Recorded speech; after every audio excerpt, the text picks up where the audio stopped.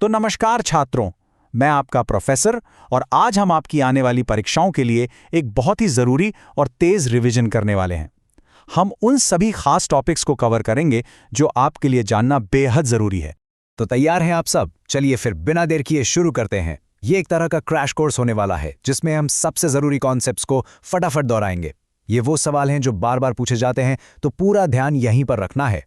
ठीक है, तो सबसे पहले बात करते हैं ह्यूमन फिजियोलॉजी के फंडामेंटल्स की।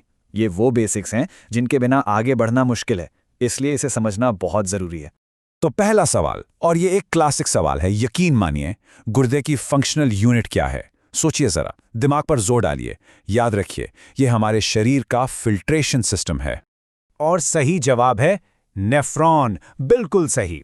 नेफ्रॉन को आप किडनी का वर्क हॉर्स भी कह सकते हैं। सारा जरूरी काम यही होता है, खून को साफ करना और यूरिन बनाना। अगर ये ठीक से काम ना करे तो सोचिए शरीर में सारे टॉक्सिन्स जमा हो जाएंगे। इस बात को हमेशा याद रखिएगा। चलिए अब आते हैं दिल पर। कार्डियोवैस्कुलर सिस्टम से एक और बहुत ही जरूरी सवाल, हमारे दिल का नेचुरल पेसमेकर क्या है? ये वो छोटी सी चीज है जो हमारी धड़कन को चलाती है। और जवाब है SA नोड, यानी साइनो एट्रियल नोड। या आप कह सकते हैं एक तरह का छोटा सा बिजली का जनरेटर है जो दिल को धड़कने का सिग्नल देता है। इसी की वजह से हमारा दिल सही रिदम में पंप करता है। ये कार्डियोलॉजी का बिल्कुल बेसिक कॉन्सेप्ट है। चलिए दो और क्विक फायर फैक्ट्स देख लेते हैं जो आपको मुंह जुबानी याद होने चाहिए। पहली बात, एक रेड ब्लड सेल की लाइफ लगभग 120 दिन होती है। और दूसरी बात, इंसुलिन हमारे पैंक्रियाज की बीटा सेल से निकलता है। ये नंबर्स और सोर्स सीधे सीधे पूछे जाते हैं। अब हम आते हैं फार्माकोलॉजी पर, और मैं आपको बता दूं ये सेक्शन अक्सर सबसे ज्यादा वेटेज रखता है, तो यहां पर खास ध्यान देना है। चलिए समझते हैं कि दवाएं हमारे शरीर के अंदर करती क्या हैं। आइए दो बहुत ही आम दवाओं की तुलना करते हैं, एस्पिरिन और साल्ब्यूटामॉल।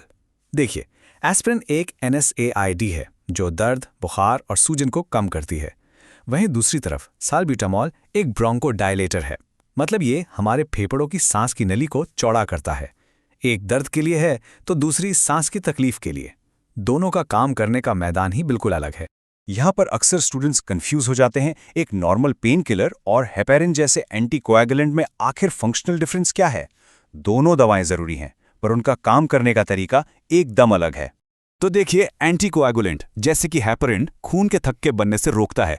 ध्यान देना, ये खून को पतला नहीं करता जैसा कि आमतौर पर लोग सोचते हैं, ये क्लॉटिंग प्रोसेस को रोकता है।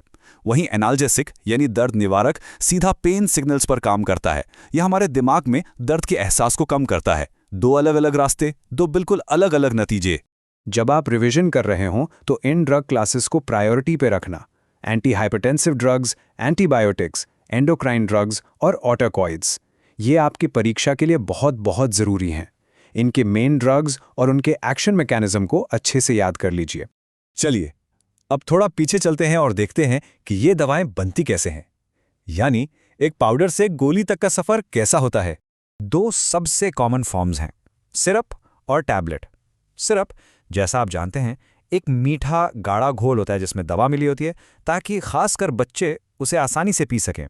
जबकि टैबलेट में दवा के पाउडर को बहुत ज़्यादा प्रेशर से कंप्रेस करके एक फिक्स डोज बनाया जाता है। अब जरा बेसिक केमिस्ट्री पर आते हैं जो फार्माकोलॉजी के लिए ज़रूरी है। ये टेबल एसिड और बेस के बीच का फर्क बताती है। बस इतना याद रखिए, pH 7 से कम मतलब एसिडिक और 7 से ज़्यादा मतलब बेसिक। और ये सिर्फ स्वाद की बात नहीं है, इससे तय होता है कि दवा शरीर में एब्जॉर्ब कैसे होगी।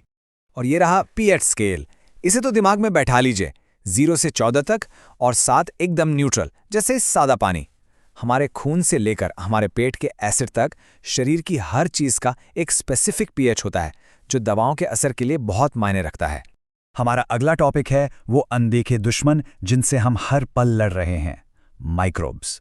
हम बात करेंगे माइक्रोबायोलॉजी की और समझेंगे कि क्लिनिकल प्रैक्टिस में स्टेरिलाइजेशन इतना ज़्यादा ज़रूरी क्यों है। दो बातें बिल्कुल रट लीजिए। पहली, पेनिसिलिन जिसने मेडिसिन की दुनिया बदल दी, वो एक फंगस से मिलती है। और दूसरी, स्टेरिलाइजेशन का लक्ष्य क्या है? ये सिर्फ सफाई नहीं है, इसका मतलब है सारे माइक्रो ऑर्गेनिजम्स का खात्मा, उनके स्पोर्स तक का। मरीज की सेफ्टी के लिए इससे जरूरी कुछ नहीं। चलिए अब एक छोटा सा सेल्फ टेस्ट हो जाए। तैयार हैं? मैं सवाल पूछूंगा, आप मन में जवाब सोचिएगा। पहला, पेनिसिलिन कहां से मिलता है? दूसरा, स्टेरिलाइजेशन का असली मकसद क्या है। तीसरा, टीबी यानी ट्यूबरक्यूलोसिस किस वजह से होता है। चौथा, ग्राम स्टेनिंग से हमें किस चीज का पता चलता है।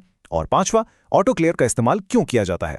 चलिए अब जवाब मिलाते हैं। पेनिसिलिन मिलता है फंगस से। स्टेरिलाइजेशन का लक्ष्य है सभी माइक्रोब्स को मारना। टीबी एक बैक्टीरिया से होता है। ग्राम स्टेनिंग बैक्टीरिया की सेल वॉल में फर्क बताता है और ऑटोक्लेव का इस्तेमाल स्टेरिलाइजेशन के लिए ही होता है। अगर आपके सारे जवाब सही थे तो शानदार, नहीं तो अब आपको पता है कि कहाँ ज्यादा मेहनत करनी है। ठीक है, हमने कंटेंट तो बहुत देख लिया, लेकिन सिर्फ जानना काफी नहीं है ना? एग्जाम में परफॉर्म करने की एक स्ट्रैटेजी भी होनी चाहिए। तो चलिए कुछ आखिरी टिप्स पर बात करते हैं। ये नंबर याद रखिए, 30। रोज कम से कम 30 एमसीक्यूज प्रैक्टिस करने ही करने हैं। कंसिस्टेंसी बहुत जरूरी है। प्रैक्टिस ही आपको परफेक्ट बनाएगी और आपकी स्पीड भी बढ़ाएगी। फार्माकोलॉजी सेक्शन के लिए ये 4 स्टेप स्ट्रैटेजी अपनाइए। सबसे पहले सारे सवाल एक नज़र में देख लीजिए और आसान वालों को चुन लीजिए। उन्हें पहले हल कीजिए ताकि आपका मोमेंटम बन जाए। फिर मुश्किल सवालों पर आइए और अगर कहीं फंस जाएं तो एक एजुकेटेड गेस लगाकर आगे बढ़ जाइए। टाइम मैनेजमेंट बहुत जरूरी है। और आखिर में बस ये बात याद रखना, ज्ञान ही आपकी सबसे बड़ी ताकत है। आपने इसे पाने के लिए बहुत मेहनत की है। अब एग्जाम में जाइए और इस ताकत का अच्छे से इस्तेमाल कीजिए। मेरी तरफ से आप सभी को ढेर सारी शुभकामनाएं।